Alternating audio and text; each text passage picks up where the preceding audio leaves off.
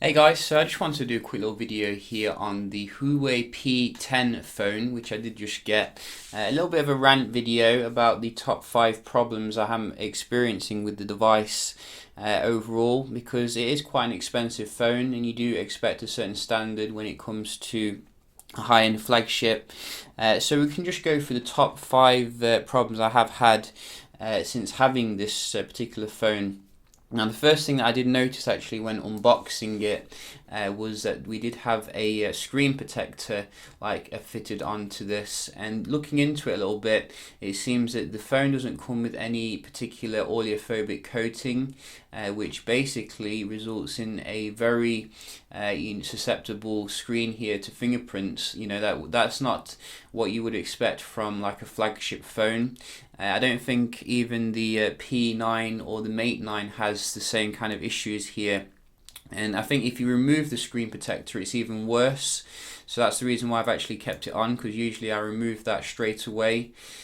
So a little bit disappointing there in terms of the display protection. The other thing that I have noticed is in regards to the Wi-Fi, which I still can't get to seem to get a good score in terms of the performance for some reason. I can just do another quick little speed test here connected to my Wi-Fi. I have tried 2G Wi-Fi speed as well as the 5G Wi-Fi speed, which is on now, and it never goes above 30 for some reason, which I've never seen before in a high-end flagship. Maybe it could be just mine is defective, but I have actually tried this on like a dongle kind of device as well, just to make sure it doesn't it's just not my router or something. So I have this dongle device here, and we can just quickly connect to it. I'll just show you. This is the device here, which should get good speeds like 40, 50, something like that. So we'll just do this again.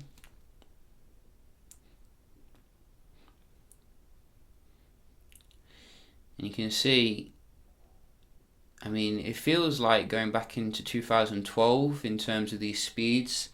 I don't know why you'd get a high-end flagship with such poor speed here, but I've been trying to compare with the LG G6 here, which comes with fantastic Wi-Fi performance. Let's just see what we're getting here. So this is on the 5G Wi-Fi, and we just do a quick speed test here.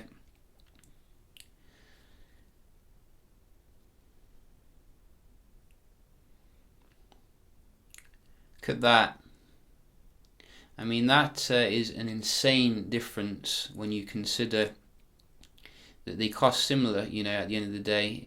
Gone are the days of the budget Huawei phone.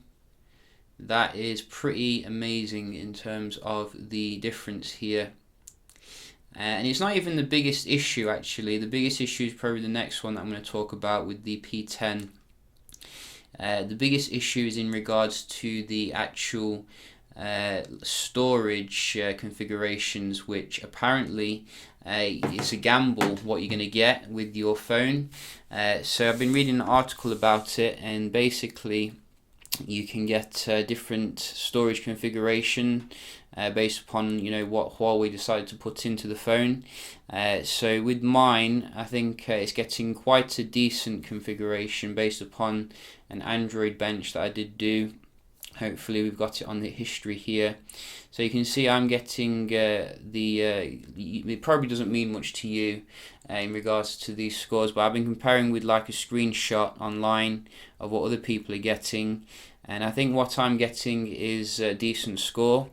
Not the best, but not the worst at the same time. Let me just see if I can pull up the scores here on something. So I think for example the sequential write, which is the SEQWR,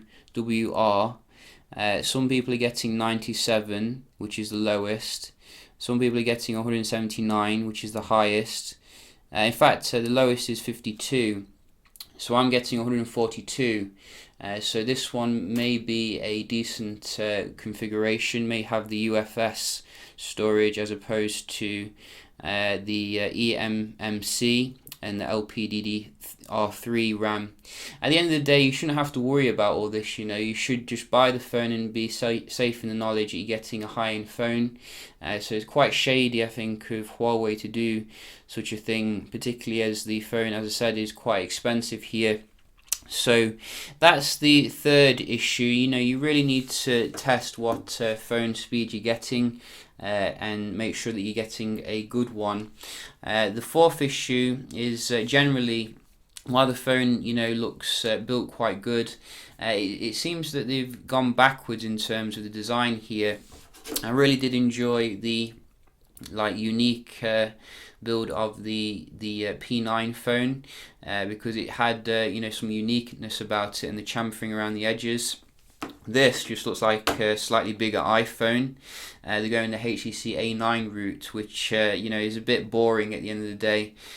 Which some people will like that. Some people will say, well, it looks like an iPhone. So, but I personally like innovative kind of design for the Android flagship here.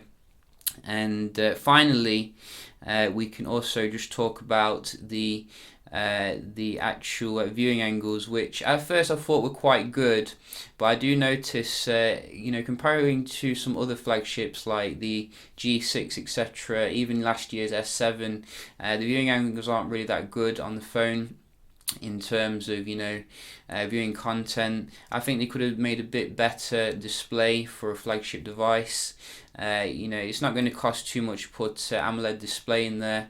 In fact, every manufacturer should be doing that, even LG. I don't know why they even make LCD displays anymore.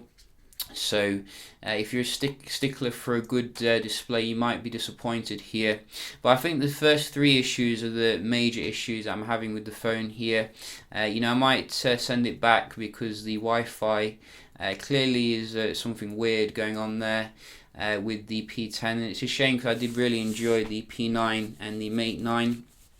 But yeah, just want to do a quick little video here, heads up before you consider investing in this phone, and make sure you know what you're getting. Hope you found the video helpful, and I'll see you in the next one. Cheers.